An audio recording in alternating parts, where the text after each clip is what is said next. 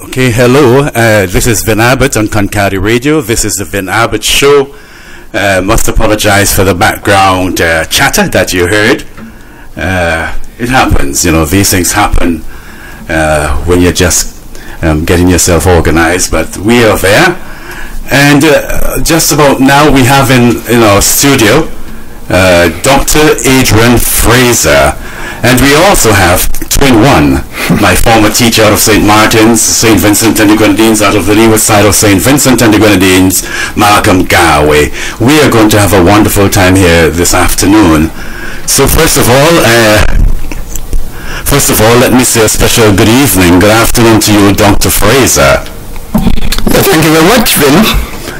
Okay, and Malcolm, I'm sure you might want to say good evening to our friends as well. Oh, greetings to all the listeners out in Radio Land. Thank you so much, gentlemen.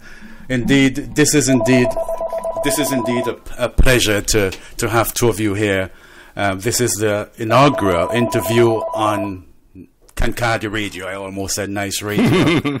And I feel really honored to have both of you here as we get into our broadcasting on live broadcasting, that is on Concardi Radio. So, first of all, Dr. Fraser, are you going to have to help me here to fill in the gaps? So this is what I know, and especially for our listeners, I think it's important. And before I go any further, let me say a special good evening and good afternoon to the folks in New York, or wherever you are listening to Fun City Radio. We have been carried live on Fun City Radio. Scorpion, thank you very much for the feedback. And so to all our friends in New York, wherever you are, listen to Fun City Radio. Happy to have you for company, and we sincerely hope you enjoy this interview with Dr. Fraser and Malcolm Galway. So, Dr. Fraser, I know that you're from Barely originally, but Frasers also live in Georgetown. Do you have any connection with folks in Georgetown?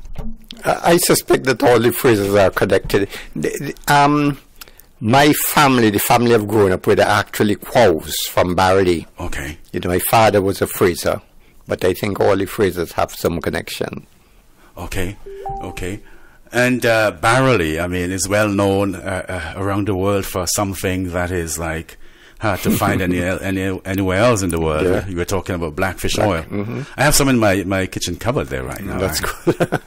Okay, so apart from that, I remember you when I was a little boy playing a lot of cricket, and my first memory of you is you walking out of the pavilion at Victoria Park in Kingstown, St. Vincent and the Grenadines, playing cricket with the team Saints. Mm-hmm. And I remember that quite well. Where you are, I know you're several years older now, but where are you with cricket? No, I've always had an interest in cricket, although recently, because of what's happening with the West Indies cricket team, I mean, it's amazing that in the days when I went to school, I would be up all night listening to cricket, particularly when the West Indies were playing in Australia, even though I had to go to school the next day. These days, I look at the scores to see what is happening. Yes.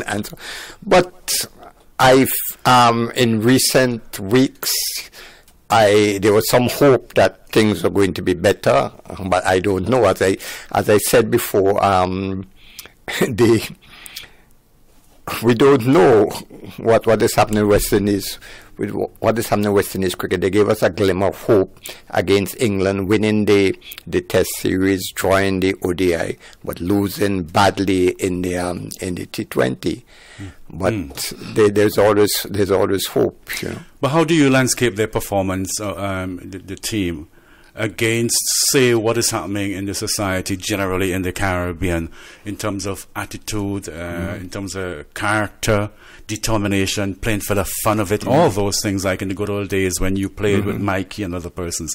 How important do you think that is an issue in performance? Yeah, those are important issues because I think that the guys, in terms of technical skills and so on, they have it. But there is something that is missing, and I have always maintained that West Indies cricket, what is happening to West Indies cricket, is a reflection of what is happening to the West Indian society. Meaning the days Vivian Richards and those people, they stood for something. You remember the days with South Africa when they were supposed to go to, and the guys decided they were not going to. Yes. So they were playing for something, and it meant a lot to them. But the guys now, the money is a big thing, and I don't think that they have the kind of consciousness that players in the past have. Although recently, I have been heartened by the fact that the University of the West Indies has been trying to provide a lot of assistance, and they have set up special biomechanical labs and what is called physiology exercises and so on to provide that. And also in terms of the headspace, you know, they have been doing some work, and I feel that in the long run would play an important part. I look at the captain, Jason Holder. Yes. And you could see some growth in Jason and you know, so there is hope. I would imagine the performance center or performance center is a very important role in all of this. And unfortunately, what has happened is that a lot of the cricketers who came out in the recent past have lost contact with what West Indies cricket is all about, what they stood for. Now they're trying to put that on the timetable now, let them realize that they're part of a sort of process, and these people stood for something. So I'm hopeful that in the future things are going to be much better.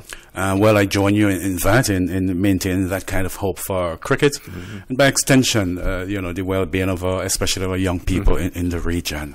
So apart from cricket, I know that you got your post-secondary education in the West Indies, University of the West Indies, correct? Well, some of it. I did my first degree in University of Western Ontario in London, Ontario.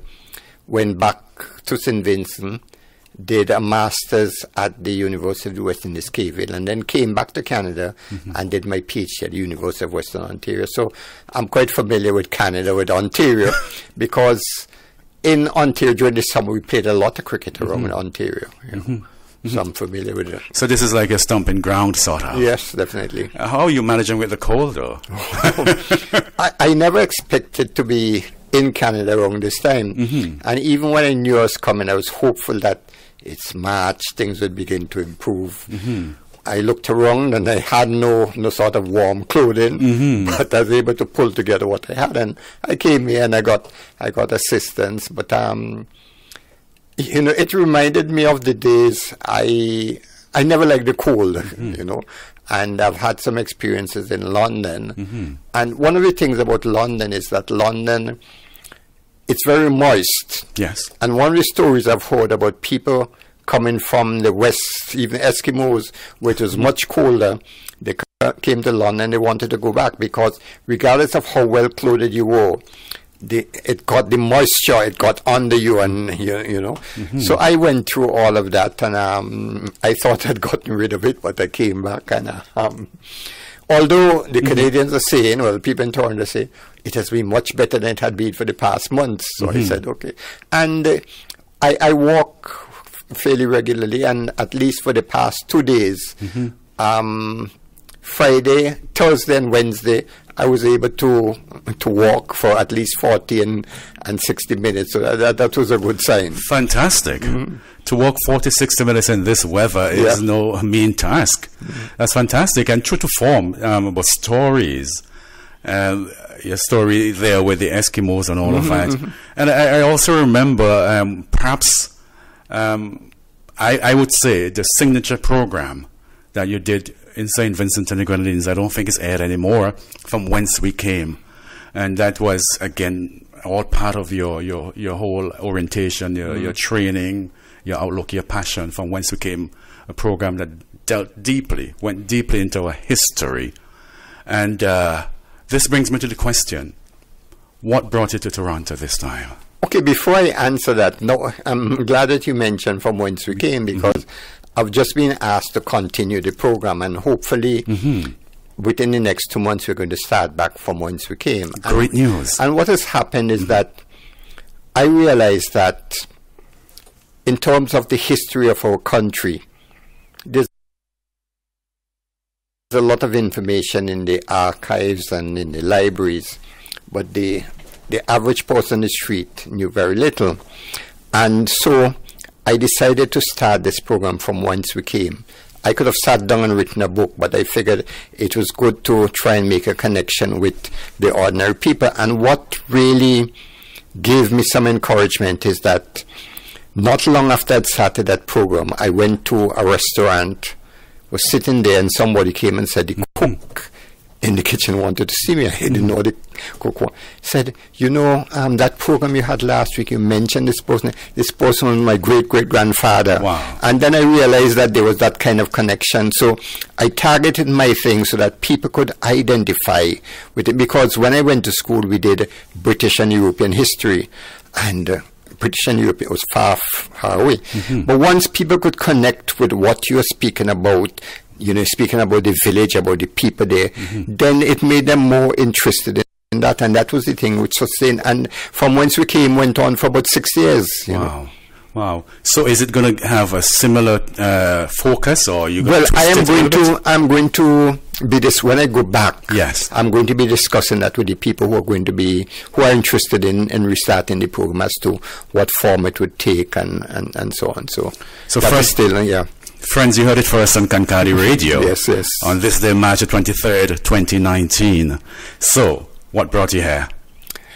I was invited to be part of a program which apparently a group in Toronto, the Toronto SVG Support Group, for the past, 2 years, they have had a special luncheon for National Heroes Day and invited me to make a presentation, to speak at that luncheon. So that is why I'm here. And that function took place on Sunday.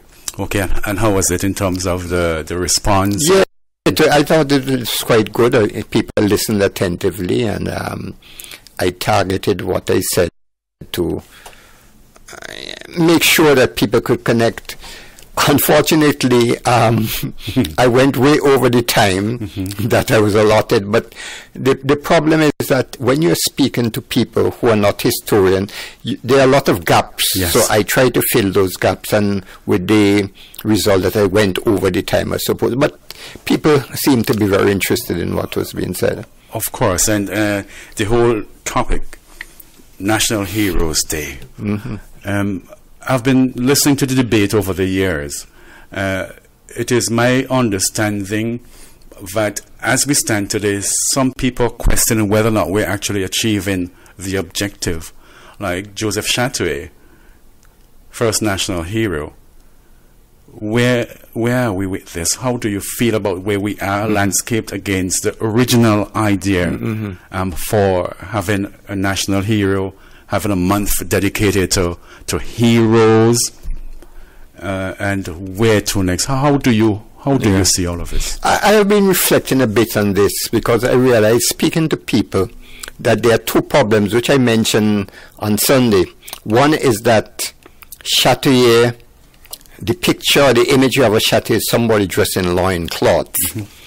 And the people resent the fact that our national hero is somebody dressed in loincloth. And the point I make about this is that we have to understand that we are speaking about a person who lived in the 18th century, whose culture was different to the British. And as I said on Sunday, do you want him to be dressed in three-piece suits, you know? And the second thing is that some people are saying, are questioning whether there was a Chatoué, because they're saying that there's nobody in St. Vincent with the name Chatoué. And I point out that the majority of, we used to call them Black Caribs or Caribs. The name we use now is the Garifuna. Yes. That most of them were sent into exile. So there is no, the fact that nobody in St. Vincent with the name of Chatoué exists is not really an issue. And we know, and a colleague of mine who is an anthropologist did some research, and he interviewed one particular family, and the lady who he interviewed was able to repeat a story which she got from her great-grandmother, and the great-grandmother got it from her great-great-grandmother. And then that story was about somebody who came in that group which was sent on exile, and they were able to report what happened in St. Vincent, what they went through, and so on. So that there are people in St. Vincent who have that connection with Chatelier. Mm-hmm. And we know that Chatelier at least had about 5 children, so I don't think that is in doubt at all. What bothers me, to be honest, what really is the purpose? How is this impacting, say, the development of our people? Mm-hmm. You have a national hero. My thinking is that people will probably see that hero as a role model in some form or the other. Mm-hmm. And probably he being a hero or she being, would help to guide the forward movement of the country. Mm-hmm.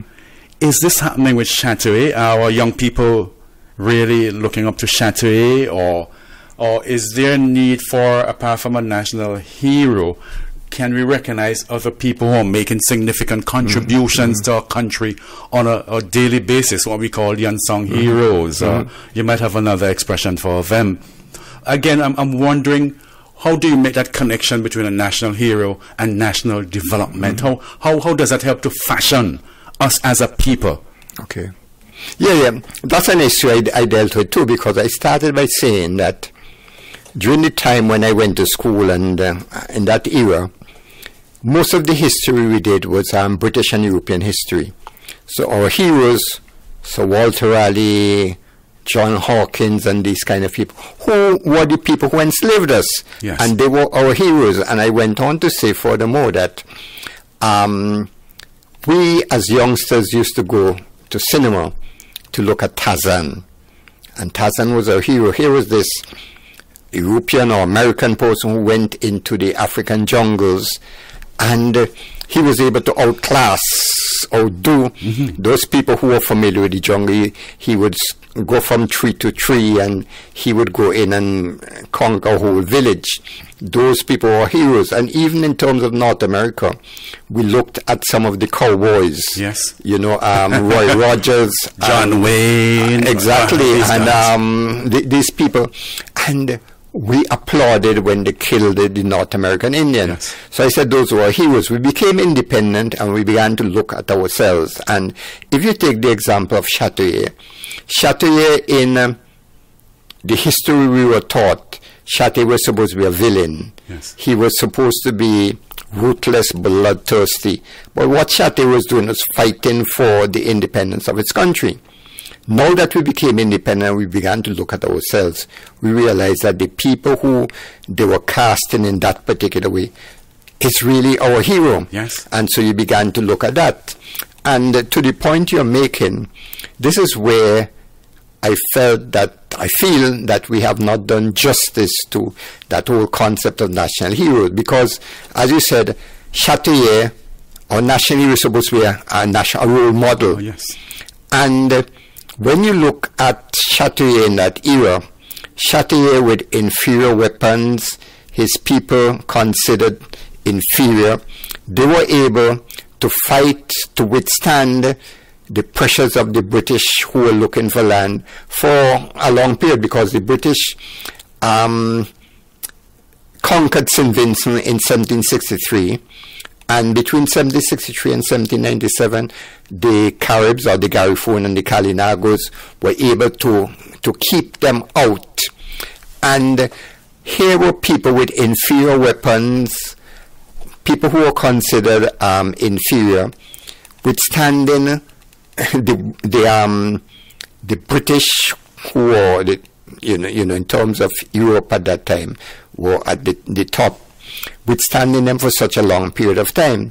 What lesson does that have to teach us? Mm-hmm. And I feel that in the case of Chatelier, his spirit, his understanding of his environment, the use of strategies which coincided with his environment, and not playing the games which the British played, they were able to withstand them. And even though the British had superior weapons, one of the things which the Caribs did, and I'm using the word Caribs, and is that they fought their own struggle. They did not fight the struggle of the British, so they used guerrilla warfare.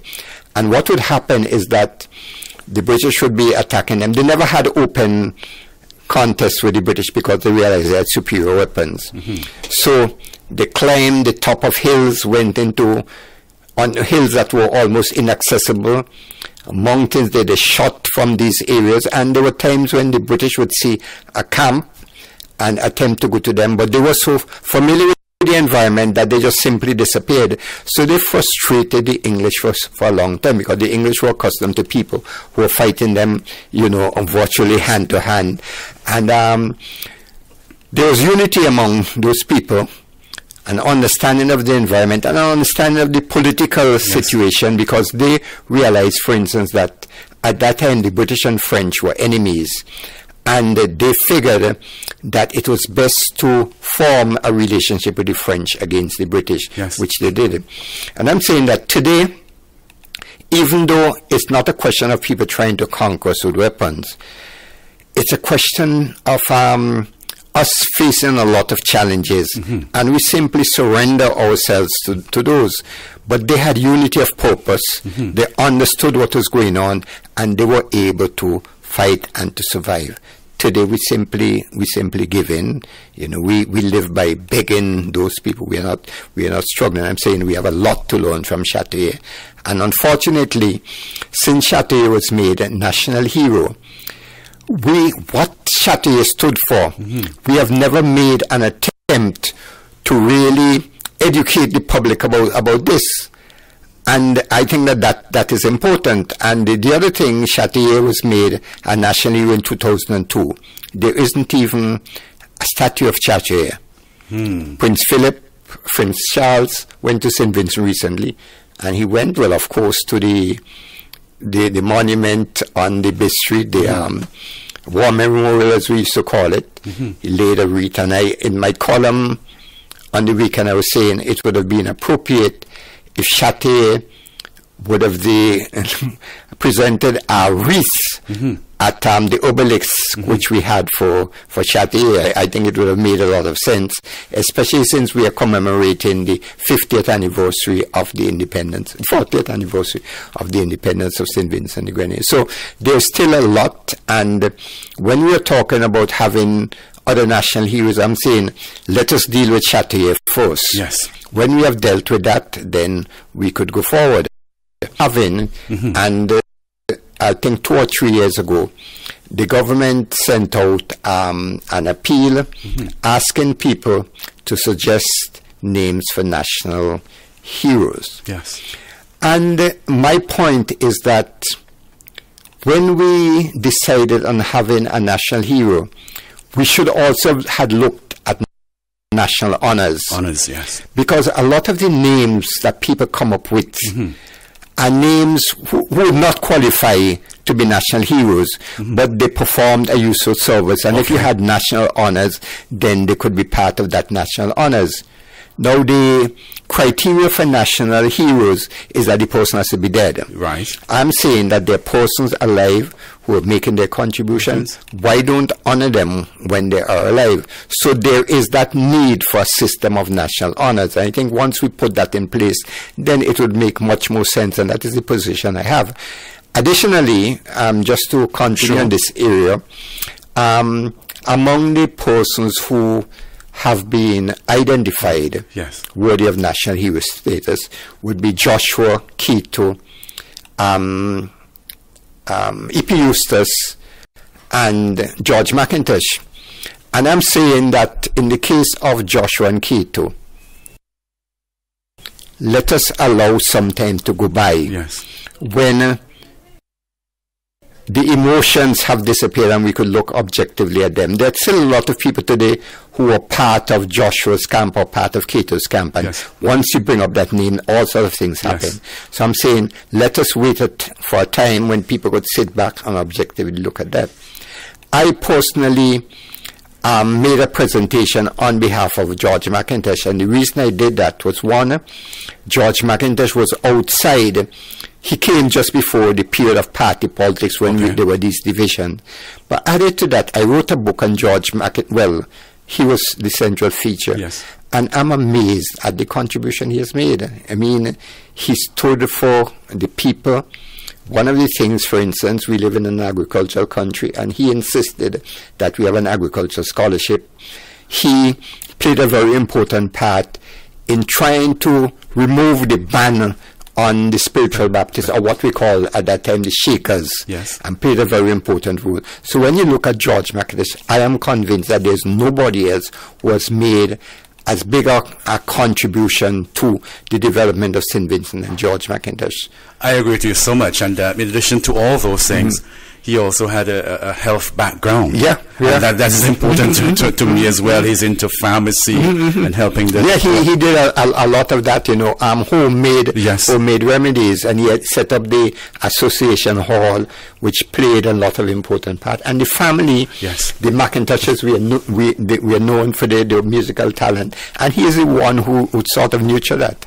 So he has a very important role to play, and I hope that if they decide in recent times, well, in the foregoing future to appoint a national hero, that he would be one of the persons they select. And you have my support on that, and that's a nice segue. Let's take a short break and talk about the McIntoshes. Why don't we listen to Leah Smith and one of the McIntoshes? Okay. Frankie.